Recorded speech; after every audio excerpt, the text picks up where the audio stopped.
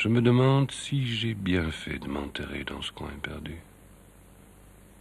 Il est vrai que, d'un autre côté, j'ai précisément trouvé ce que je cherchais, me replonger dans le passé. Mais évidemment, c'était sans compter avec les cauchemars en plus.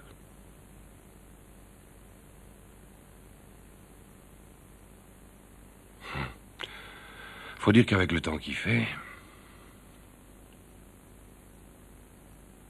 Allez, je parie que ça va recommencer.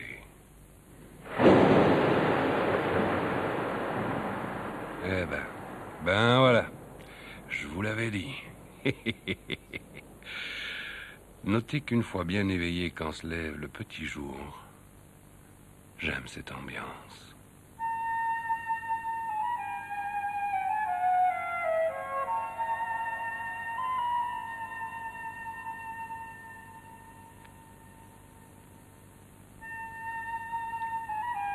Un peu de noir, un peu de bleu, ou quelque chose entre les deux, toujours la nuit et déjà le jour. Tout est permis. Les souvenirs d'hier, les rêves d'aujourd'hui.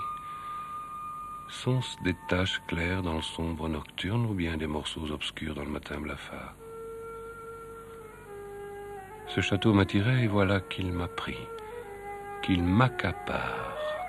Mais je lui revaudrai ça en prenant bien aussi un peu de son histoire, de sa splendeur passée, de ses murs disparus. Et je suis là pour ça.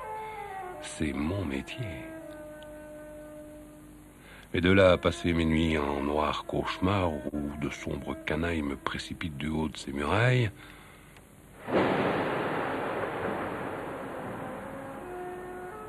Deux précautions valent mieux qu'une. Je me souviens qu'après une grosse frayeur, ma grand-mère me faisait toujours faire, comme qui dirait, une petite formalité.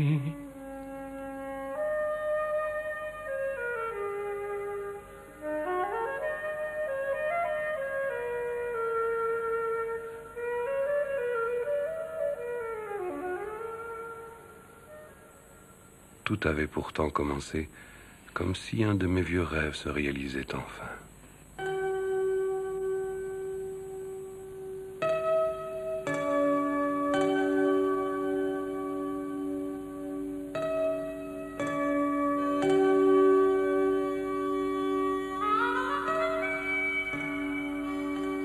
Ce château sera bientôt votre voisin. La maison où j'ai à vous loger se situe là-bas, juste à côté. Ah, vous vouliez vous isoler dans un site prestigieux. Eh bien, vous allez être servi. Oh, le prestige est peut-être bien caché dans ce que d'aucuns ne considèrent plus que comme un vieux tas de pierres. Mais je devine que vous ne vous arrêterez pas à ces apparences. De plus, ce qu'il en reste n'est, ma foi, pas négligeable, et ce que certains veulent en faire, ou en refaire non plus. Savez-vous que ce château, jusqu'en 1376, était réputé imprenable? Jusqu'au début du XIIIe siècle, il fut la forteresse des comtes de Moha. Mais ils disparurent avec la dernière de leur lignée, Gertrude, morte à 20 ans et sans enfant. Regardez, vu d'ici, toute la face sud du château s'étend sous vos yeux. Vous en découvrirez des choses, si vous en cherchez. Et puis, il n'y a pas que le château.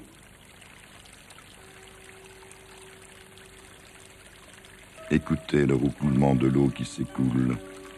C'est le petit ruisseau de Fosseroule qui roule vers la Mehaigne, qui descend vers la Meuse et que la mer attend au pays des Bataves. Et en face, voyez cette colline qui nous regarde.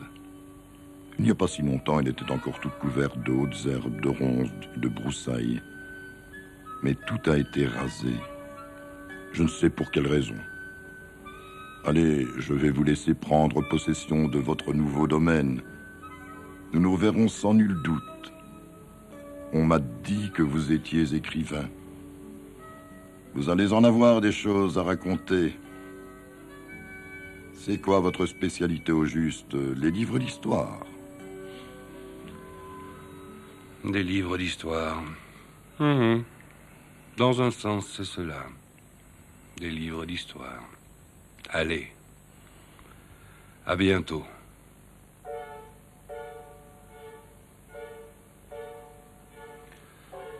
En effet, mon cher monsieur, mes livres sont pleins d'histoires. Mais des histoires qui donnent des frissons, mêlent les intrigues et écorchent les nerfs. Des histoires sans héros et pleines de victimes. Pas des épopées, mais des descentes en enfer. Des histoires noires dans des livres de séries noires avec des couvertures noires. Ce château va m'inspirer. Je le sens. Et merci, cher monsieur, pour ces premières indications. Si ce n'est pas là toute la matière de mon prochain livre, en voilà peut-être déjà le titre. Combien a-t-il dit déjà? 1376. Ah, ça sonne bien pour un titre. 1376. Ou alors le nom de la fille. C'était quoi encore? Gertrude. Oui, c'est bien ça. Ou un autre nom, n'importe lequel, du moment que ça fait époque, je ne sais pas, moi. Pour en prendre un au hasard, disons Aliénor. Ah, pourquoi pas? Aliénor. Aliénor. Enfin, nous n'en sommes pas là. Chaque chose en son temps. Et si on allait voir cette maison? Et puis, j'ai bien besoin de me reposer un peu, moi.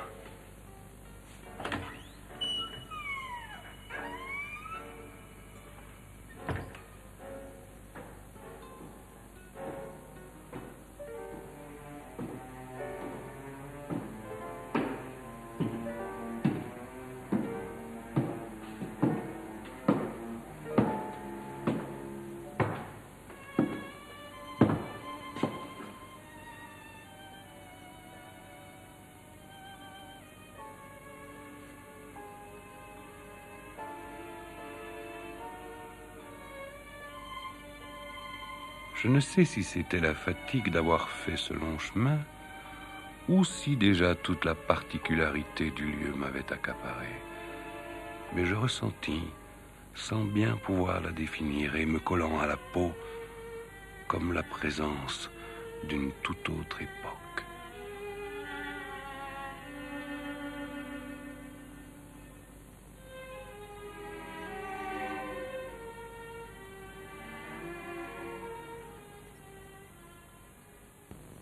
Je croyais à ce moment-là que j'allais inventer tout.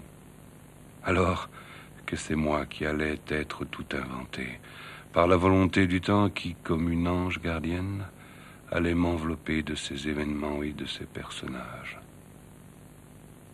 Ah, les personnages.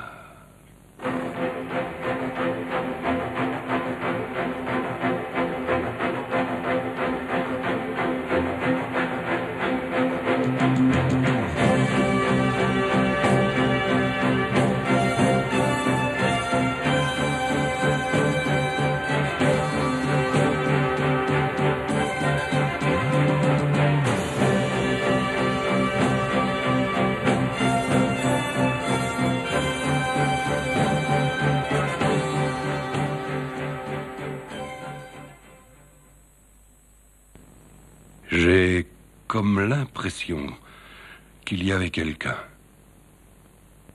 Savez-vous que cet endroit m'inspire particulièrement? Figurez-vous que, la nuit dernière, j'ai imaginé un tas de personnages déjà. Tenez. Je vois bien au-dessus de ces murailles quelques beaux seigneurs et nobles courtisanes.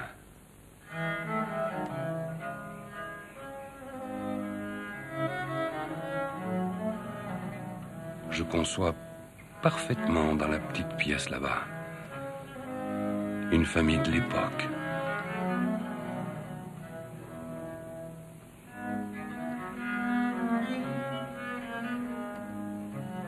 À la porte d'entrée du château, je prévois une troupe de soldats.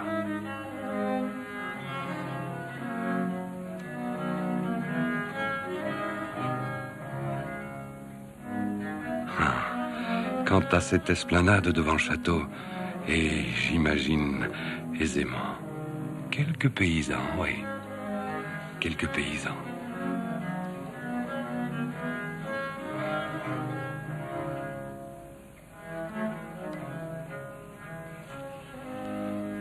Tout est parfait.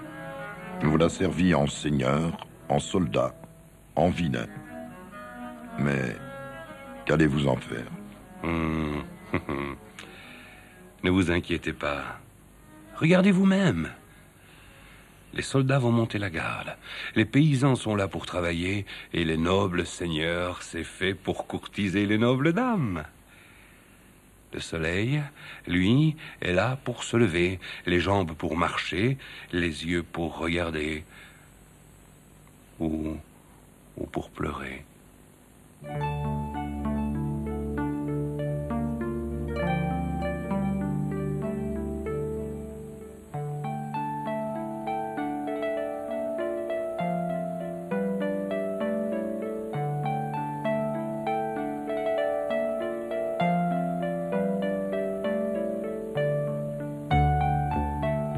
Je vois d'ailleurs bien, pour mieux y voir, quelques torches s'allumer un peu partout, laissant des ombres dans quelques coins.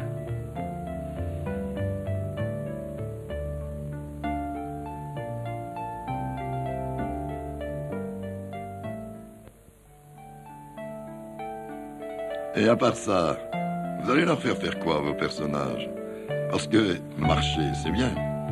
Monter la garde aussi. Travailler tout autant et s'éclairer encore mieux, mais c'est un peu maigre hein, comme répertoire. Faudrait quand même qu'il leur arrive autre chose. Et, mon bon monsieur, vous pourriez peut-être me mettre sur la voie. Dites-moi, ces morceaux de muraille, comment étaient-ils quand ils étaient entiers? Ça, mon cher monsieur, c'est un mystère. Et la porte d'entrée, elle était en bois, en fer, avec un pont-levis? De nombreuses personnes ont bien pensé à des tas de choses, mais en réalité, voilà bien un autre mystère. Et tout autour du château, il y avait des arbres? Mystère. Et le petit chemin? Et le donjon, et les courtines? Les échauguettes, les machicoulis, quoi? Mystère, mystère et encore mystère. Eh bien, vous m'aurez quand même aidé à trouver quelque chose. Le titre de mon livre.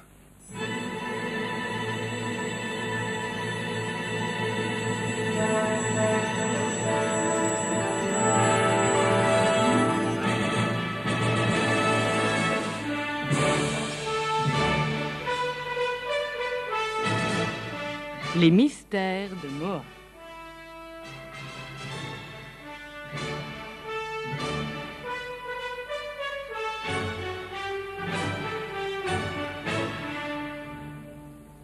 Les mystères de Moa ne manquent pas. Leur nombre, évidemment, n'est pas connu. Ainsi, là-bas, tout au bout, au pied de la tour de guet, certains prétendent qu'il y avait une poterne dissimulée qui aurait servi à des entrées et sorties discrètes.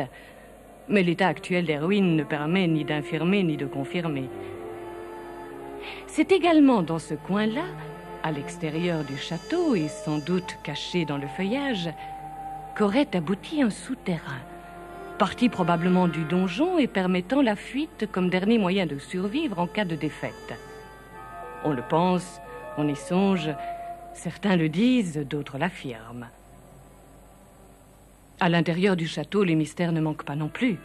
En plus d'un second souterrain encore plus fantasque, qui aurait mené, dit-on, sans y croire, au château de Beaufort, de l'autre côté de la Meuse, on observe quelques cavités triangulaires bien réelles dans les murs de certaines pièces, et dont la raison d'être s'est perdue dans le voyage jusqu'à nous.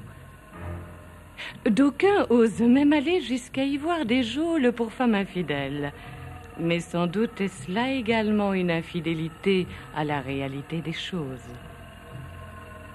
D'autres cavités, plus larges et plus profondes, font penser à des oubliettes, mais qu'on les rencontre à des endroits élevés fait qu'on n'y pense plus. Tous ces lieux enfuis depuis 1376 sous les décombres, qui n'ont jamais été vraiment déblayés, qui n'ont pas encore été vraiment explorés, font qu'on ne sait quoi penser et qu'on rêve beaucoup. Souvent, si l'on sait quelque chose, c'est qu'on n'ignore pas tout. Ainsi, de cette chapelle dont on parle dans quelques rares livres et qui a subsisté jusque vers 1789, si on peut se convaincre de son existence, rien ne nous assure de son emplacement, ni de la hauteur de ses murs, ni du son de sa cloche.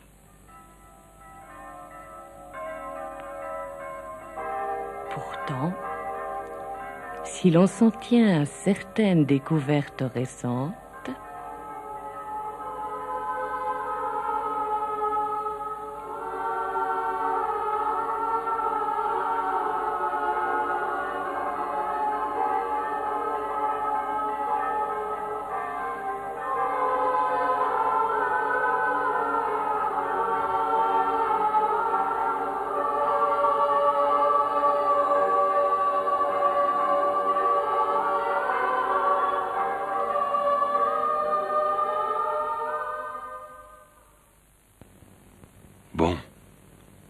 tout ça, c'est des pierres.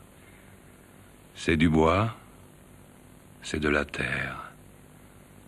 C'est pas ça qui va me faire peur et qui va m'empêcher de dormir.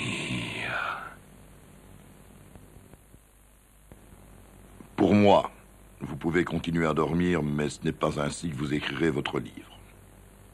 Vous avez une tête à avoir très mal passé la nuit. J'espère que vos yeux et vos oreilles fonctionnent toujours, car j'ai trouvé quelque chose qui devrait vous intéresser. Poussez-vous un peu, que je m'assoie. Écoutez-moi le récit de cette légende. Vous m'en direz des nouvelles.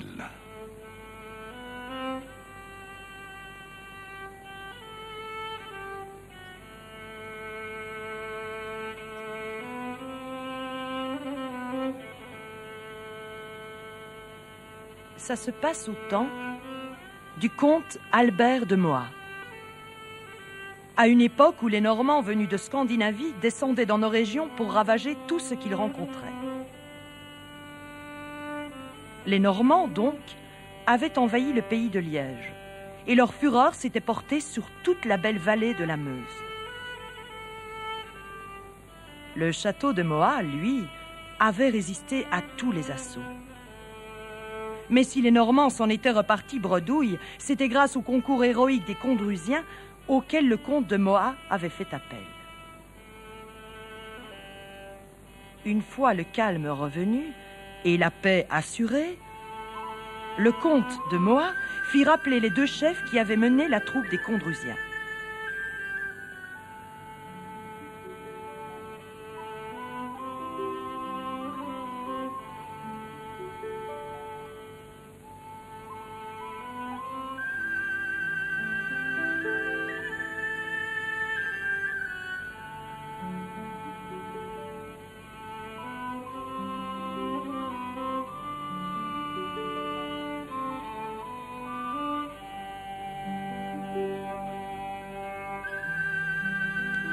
Le comte de Mohat se déclara fort reconnaissant de ce que la bravoure des Condrusiens lui avait permis de ne pas succomber à la rage des Normands. Il invita les deux chevaliers à faire le tour de son château, visitant les logis, les caves, les greniers et les écuries. « Vous choisirez, leur dit-il, ce que vous voudrez, je vous le donne en merci. » Ce qui se fit sur le champ.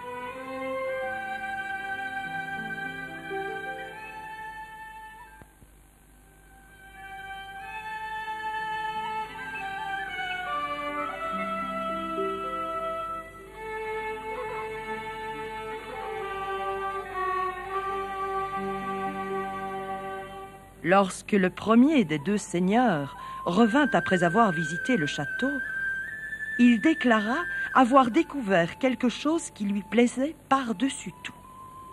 « Prends-la, c'est ta récompense, dit le comte.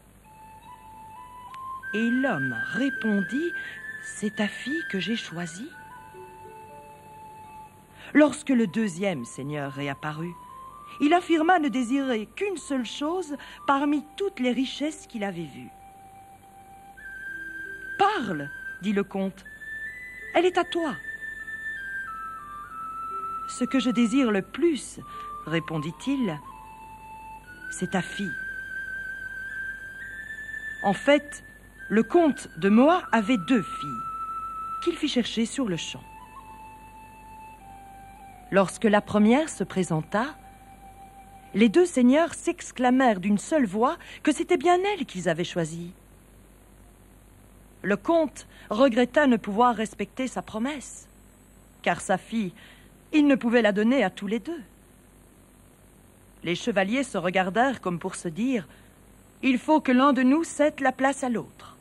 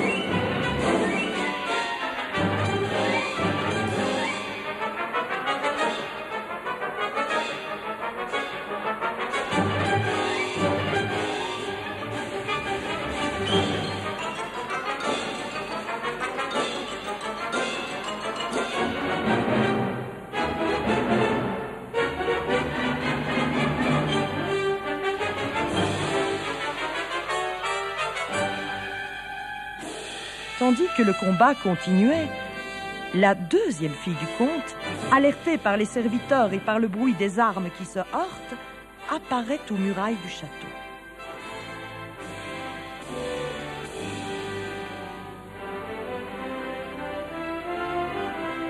Les 2 chevaliers cessèrent le combat en s'écriant « Mais c'est celle-ci que j'ai choisie !»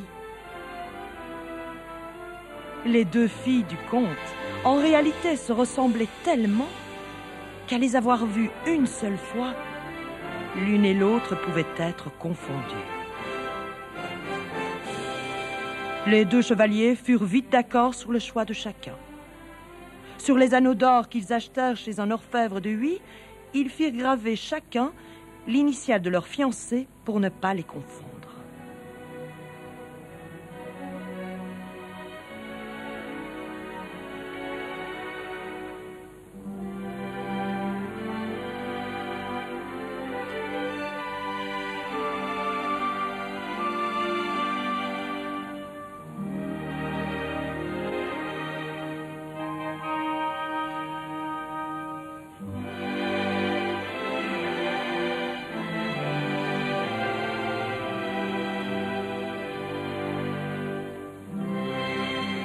Je vous remercie de chercher à m'aider, mais cette histoire est beaucoup trop rose pour moi. Noir. C'est du noir, moi, dont j'ai besoin. Exemple. Tant qu'on y était avec les 2 sœurs, pourquoi ne pas imaginer que, fières de l'adresse de leur père dans les tournois, elles ne rêvent que de l'imiter. Et qu'un soir, dans la pénombre, tandis que les corbeaux croissent et que les loups ululent, que la lune frissonne et que le vent mugit, elles se glissent dans la campagne et que par jeu, elles foncent l'une vers l'autre, armées de lances et filets. Le destin est là, tapis dans l'ombre qui souvent marque le temps de sa sinistre empreinte. Voilà les 2 sœurs se transperçant l'une l'autre de leurs armes et gisant sur le sol froid et patati et patata. Qui irait penser à un machin pareil? Et en plus, un loup, ça ne ulule pas. Oh, moi, vous savez, les bêtes... c'est pas ça qui va m'empêcher de dormir. À moins que, peut-être... les araignées...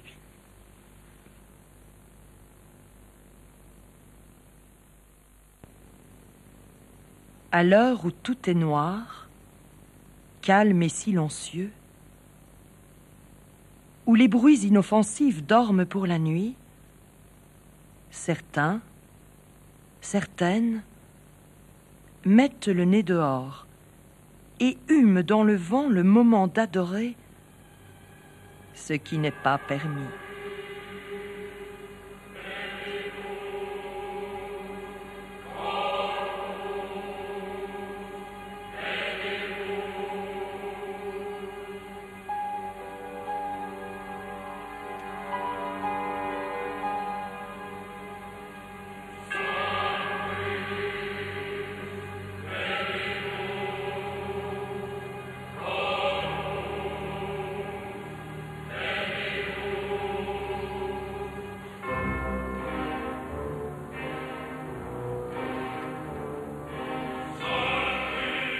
Notre Père qui êtes aux cieux, restez-y.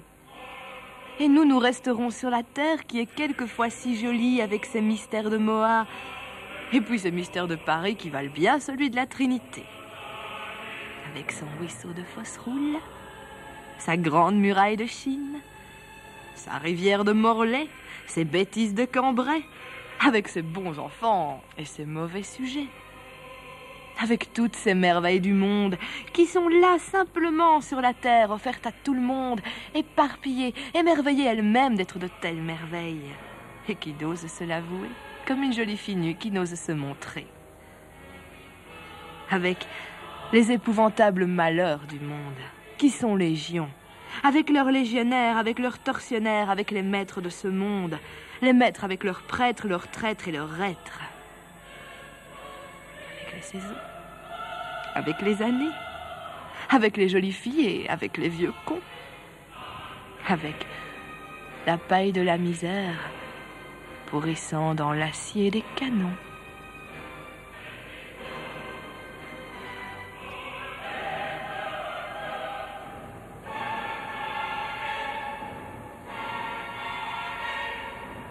Ce qu'on appelle le sabbat était au Moyen-Âge la réunion secrète de quelques hommes, de quelques femmes, qui voulaient enfreindre les règles rigides de l'époque et rencontrer le diable, le démon, qui se présentait tantôt sous la forme d'un bouc trônant au milieu de la ronde, tantôt sous la forme d'un chien ou d'un crapaud. Le sabbat se tient d'ordinaire dans un lieu sauvage et écarté. On raconte que le moyen classique pour s'y rendre est la chevaucher sur le dos d'un démon ou sur un manche à balai.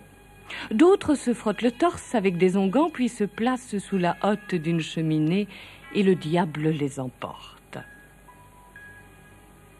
La sorcellerie se devait d'être l'antithèse de la religion chrétienne. On y célébrait une parodie de messe que l'on appelait messe noire. Dans la première partie du Moyen-Âge, l'Église a, dans l'ensemble, plaidé pour la clémence et pour la prudence à l'égard de ceux qui pratiquaient la sorcellerie. Elle considérait qu'il valait mieux leur laisser la vie afin qu'ils fassent pénitence. Mais progressivement, cette attitude se modifia.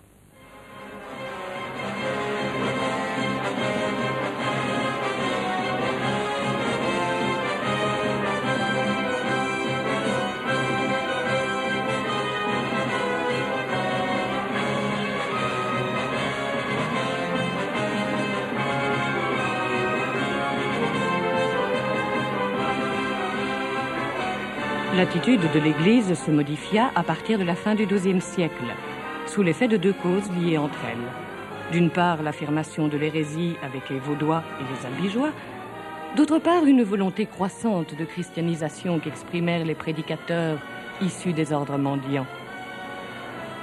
En 1326, avec le pape Jean XXII, la sorcellerie fut assimilée à une hérésie et les inquisiteurs habilités à poursuivre les hérétiques. C'est ainsi que s'accrurent les procès de sorcellerie.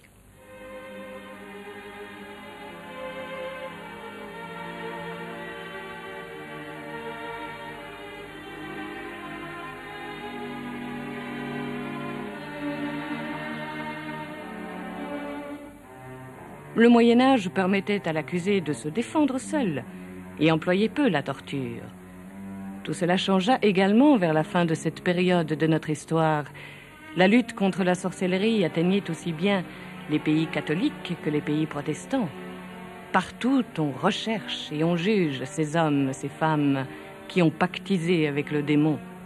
Les condamnations sont nombreuses et les peines sévères.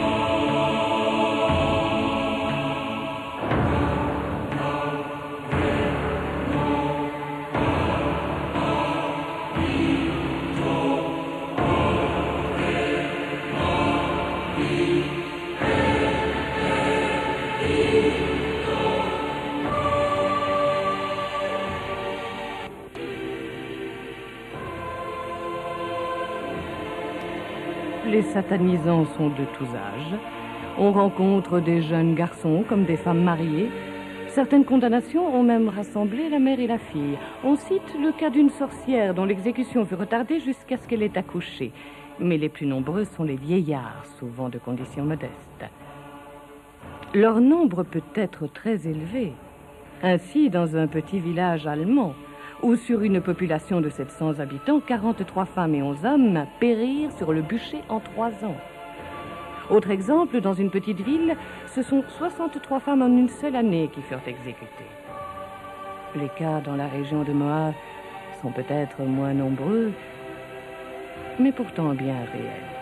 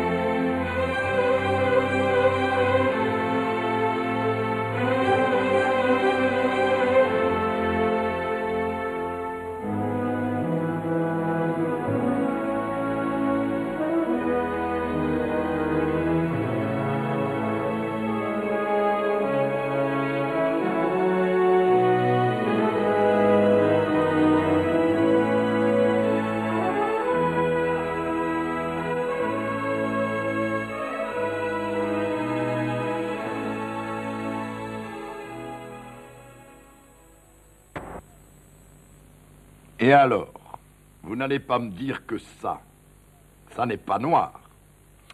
Si, je vous le concède, c'est noir. Sombre, ténébreux, anthracite, si vous le voulez. Mais c'est pas mystérieux.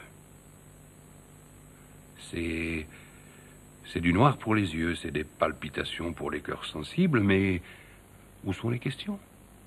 Le doute, l'intrigue. Il y a bien quelques frémissements, quelques frissons dans le dos, mais les cheveux hérissés se remettent vite en place. Le sang glacé coule à nouveau bien chaud dans les veines et les artères. Ce qu'il faut, c'est du noir. C'est du noir où les gens se perdent, ne savent plus s'ils avancent ou s'ils reculent. Dites donc, vous m'avez parlé tout à l'heure de cette date, 1376. C'est depuis lors que dans le ciel de Moha ne subsiste plus que le souvenir des hautes murailles, du donjon, des tours de guet, et dans la terre profonde, sous nos pieds, celui des caves, des oubliettes, des souterrains obscurs. Mais bon sang, mais c'est bien sûr. Imaginez-vous que nous sommes en 1376. Par la ruse, les assaillants ont forcé la porte d'entrée. Partout, ce n'est que combat, duel, affrontement.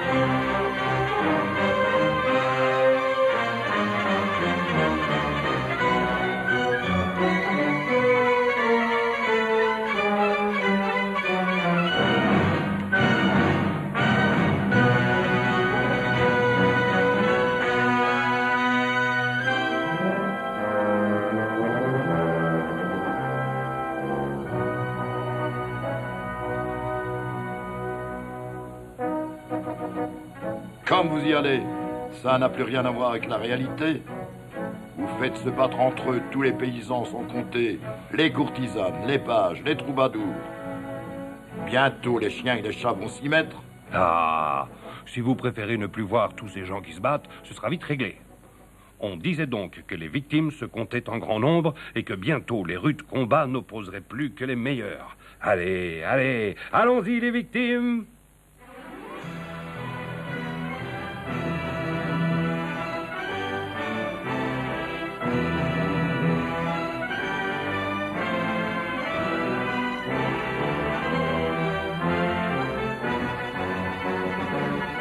Seuls, les deux plus vaillants demeurent en vie. L'un est le chef des assaillants et l'autre le chef des assiégés, pour faire plus simple. Et ils combattent sans merci. Ils se poursuivent, ils se rattrapent. Les épées cognent, rugissent, fendent l'air, s'abattent et se redressent, ivres de mort et de sang. Les valeureux chevaliers ont combattu à la poterne, dans la cour, au donjon, sur les murailles, quand soudain, l'assiégé, poursuivi par l'assaillant, se replie dans son dernier refuge, le souterrain. Le souterrain? Et ça va les mener où, le souterrain? Ah, ça, mon bon monsieur, c'est un mystère. Je suis sale. Les poux me rongent. Les bourseaux, quand ils me regardent, vomissent.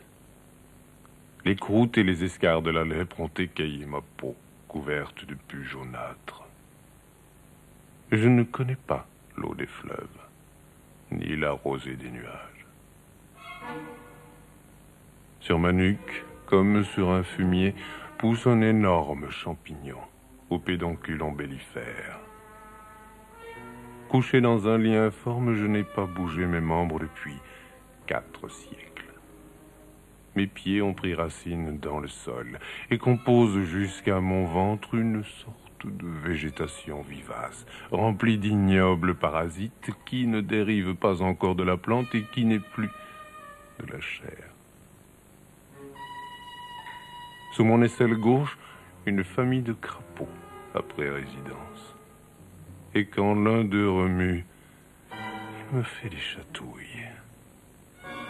Prenez garde qu'il ne s'en échappe pas et ne vienne gratter avec sa bouche le dedans de votre oreille. Vous serez ensuite capable d'entrer dans votre cerveau. Sous mon aisselle droite, il y a un caméléon qui leur fait une chasse perpétuelle afin de ne pas mourir de faim. Il faut que chacun vive. Mais quand un parti déjoue complètement les ruses de l'autre, il ne trouve rien de mieux que de ne pas se gêner et suce la graisse délicate qui couvre mes côtes. 2 petits hérissons qui ne croissent plus ont jeté à un chien qui n'a pas refusé l'intérieur de mes testicules. L'épiderme soigneusement lavé, ils ont logé dedans. Oh non, s'il vous plaît, non, c'est trop.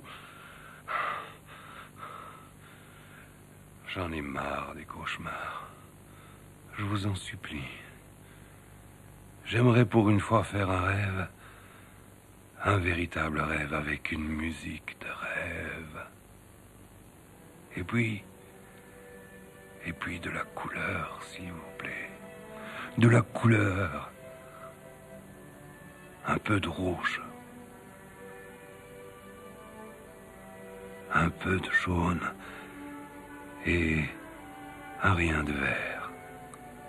Et puis surtout, du bleu partout, du bleu. Et puis, le calme.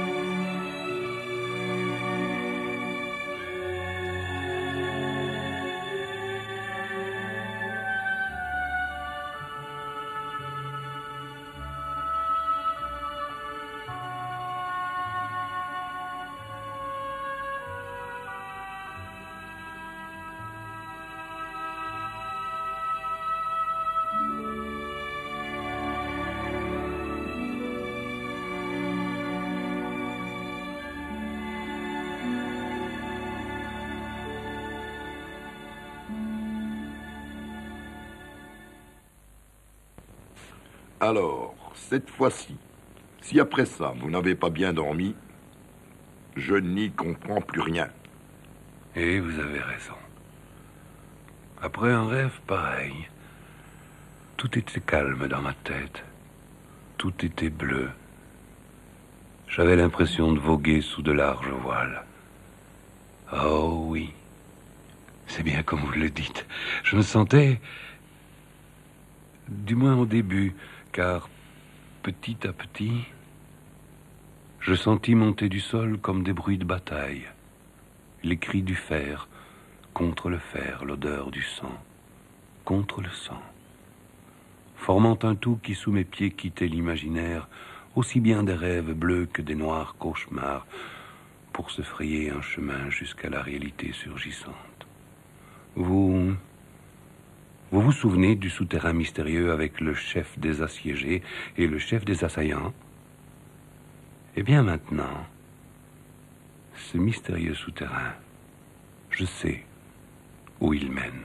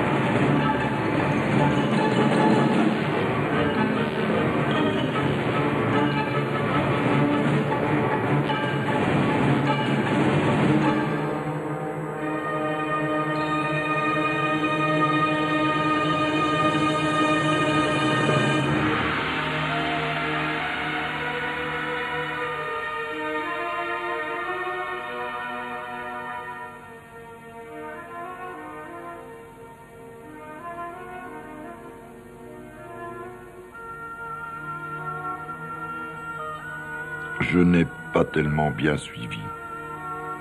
Finalement, qui a gagné? L'assiégé? L'assaillant? Le valeureux, l'ignoble? Le gentil? Le méchant? Cela n'a pas beaucoup d'importance. Ce qu'il faut retenir, c'est que ces époques lointaines étaient parcourues par des gens de toutes conditions, qui, non contents d'être poursuivis par la faim, la maladie, l'insécurité, prenaient un grand plaisir, pour un oui ou pour un non, à taper sur le voisin jusqu'à lui voir les os du cerveau. Oui, mais dans ce cas-ci, on est arrivé au bout du tapage. Il y en a un qui est debout, et l'autre a tout l'air d'être mort. Mort, c'est vite dit. Ça aurait pu en être tout autrement. Vous voulez que l'histoire change de fin, qu'on reprenne un peu de ces satanés mouvements belliqueux? Ça ne pose aucun problème. Suffit de réécrire la fin.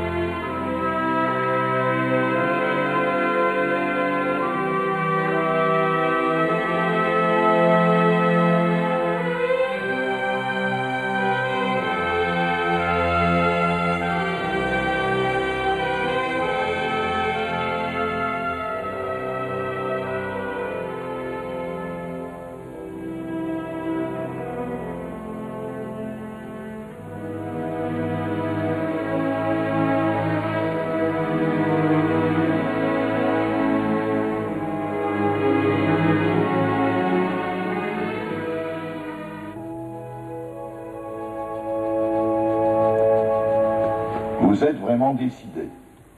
Absolument. Je m'imaginais, en venant ici, que je serais seul au milieu de ruines où il ne se passe rien. Et que le moindre mouvement, la moindre feuille qui pousse serait parce que je l'aurais voulu. Mais vous n'avez encore presque rien vu. Je ne vous ai pas encore parlé des travaux de sauvegarde du château. Les fouilles, les recherches, qui, si elles éclaircissent quelques mystères, en font surgir sûrement beaucoup d'autres. Vous vous rappelez la poterne au pied de la tour de Dieu? Oh non, je me rappelle bien. Bien. On en dit l'entrée extérieure. Bien qu'elle ait été murée, rien ne permet à l'heure actuelle de discerner à l'intérieur où elle aboutisse. On suppose qu'elle doit mener à un endroit qui, depuis plus de 600 ans, se cache sous les égouts. Et où croupissent des crapauds, où batifolent des araignées, je suppose. Sans compter les deux hérissons tout à l'heure. Non, vraiment, n'en rajoutez plus. J'ai la tête pleine des mystères de moi. Et cette fois-ci, c'est bien plus qu'un titre. J'ai là tout le décor qu'il me fallait, sans compter un tas d'impressions et de frissons dans le dos en nombre plus que suffisant. Il ne me reste plus qu'à y faire vivre le personnage. Ah, vous en êtes un fameux, vous, de personnage, que vous aimez bien. Revenez-nous une autre année, et puis envoyez-moi un exemplaire de votre livre. J'espère au moins que vous partez de cœur léger, ravi, comblé.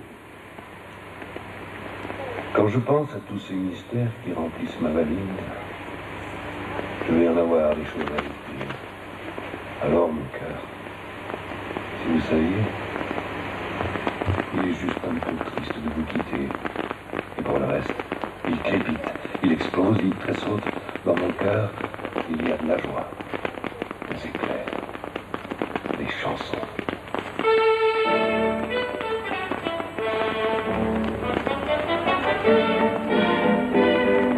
La pendule fait tic-tac, tic-tic, les oiseaux du lac tic-tac, tic-tic, glou, glou, glou font tous les dindons, et la jolie cloche ding-ding-dong, mais boum, quand notre cœur fait boum, tout avec lui dit boum, c'est l'amour qui s'éveille, boum, il chante loving boum, au rythme de ce boum qui redit boum à l'oreille. Et la rue a des yeux qui regardent aux fenêtres. Il y a du lilas et il y a des mains tendues sur la mer. Le soleil va paraître. Boum, la fait boum. Tout avec lui dit boum. Quand notre cœur fait boum, boum. Le vent dans les bois fait boum. La bicheuse à bois fait la vaisselle cassée fait et les pieds mouillés font tic-tic-tac-tac. Quand notre cœur fait tout avec lui, l'oiseau dit boum, c'est l'orage. Boum, boum, l'éclair qui lui fait boum, et le bon Dieu dit boum, dans son fauteuil de nuage. Car moi l'amour est plus vif que l'éclair, plus léger que l'oiseau qui la veille. Et si se met en colère, il entraîne avec lui les merveilles. Boum, le monde entier fait boum, tout avec lui, en notre cœur fait boum.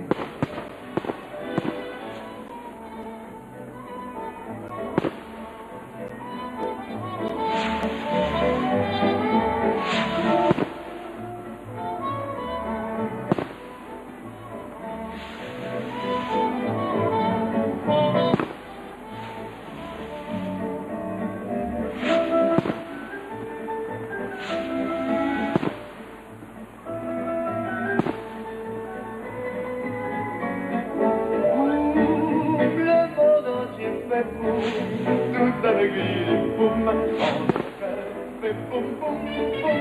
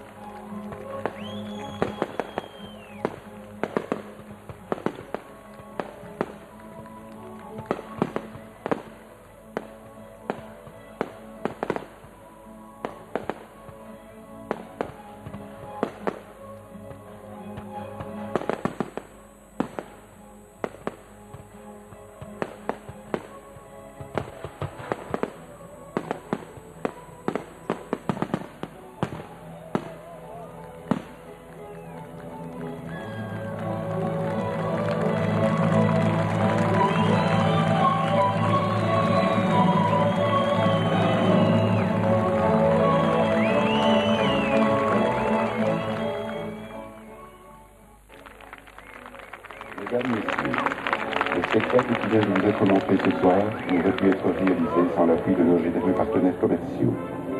Permettez-moi donc de remercier très chaleureusement la firme Carmeuse, le Crédit Communal de Belgique, la firme Fiat et le Garage d'Age, les entreprises de travaux publics et privés Étienne Georges, la société anonyme Interpro et Stella Artois, les commerçants du shopping Sanitofata, les entreprises de construction russes, la Loterie Nationale, le journal La Meuse, les établissements Mouveau Réfrigération, la raffinerie Tirlemontoise, établissement de Mouance, les établissements Ramos, l'association liégeoise d'électricité, l'Office du tourisme de la province de Liège, le ministère de l'aménagement et du territoire, du logement et du budget. Un grand merci aussi à tous les commerçants et annonceurs de la région qui ont été sollicités pour l'édition de notre livret publicitaire. Permettez-moi encore de vous rappeler la création de la SBL des Amis du Château féodal de Mohat, qui a besoin de votre soutien. Aidez-la en devenant membre, ou encore en faisant un chaleureux accueil aux pins qui ont été édités à l'occasion de ces fêtes de la neuvaine de Mohat. Mais revenons au spectacle de ce soir. Je me dois de vous rappeler que les voix qui vous ont fait vibrer pendant ces 90 minutes étaient celles de Madame Dominique Gérard, professeure au Conservatoire de Huy, de ses élèves Marie Delcominette et Bernadette Kennis, ainsi que celles de messieurs Philippe Ancio, Jean-Claude Pierrot et Joseph Simon. Quant à la bande sonore, le mixage des textes et des musiques a été réalisé et enregistré par monsieur Pierre-Joseph Ranquin. Le ballet était dansé par les élèves du club gymnastique rythmique Astera de Huy, sous la direction de Karine Genot. D'autre part, les figurantes qui animaient les sons et les lumières, et que je remercie particulièrement pour les grands moments de patience lors des séances de répétition, ils étaient habillés par le théâtre de la place de Liège. Les décors ont été conçus et réalisés par Bernard Gauthier, Antoine Guste, Daniel Pirotte, Claudette Rory et Louis Desamoris. La publicité, quant à elle, a été élaborée et diffusée par messieurs Claude Parmentier et Philippe Laroche. Les affiches et dépliants ont été conçus par la Fédération du tourisme de la province de Liège, sur une maquette élaborée par Thérèse Tapel, réalisée par le journal La Meuse et imprimée par Contant Imprime. Les moyens techniques des éclairages et du son étaient assurés par la société Sonoplage de Liège, tandis que les effets pyrotechniques ont été conçus et produits par la firme L'Étincelle de Huy. Le tout sous la vigilante attention de l'équipe de l'association liégeoise d'électricité. Enfin, mesdames et messieurs, permettez-moi aussi de dire un tout grand merci à notre scénariste et metteur en scène Francis Tapel, sans qui rien n'est régulier. Je vous remercie encore une fois pour votre bonne attention. Je vous souhaite une bonne nuit et je vous donne rendez-vous à l'année prochaine.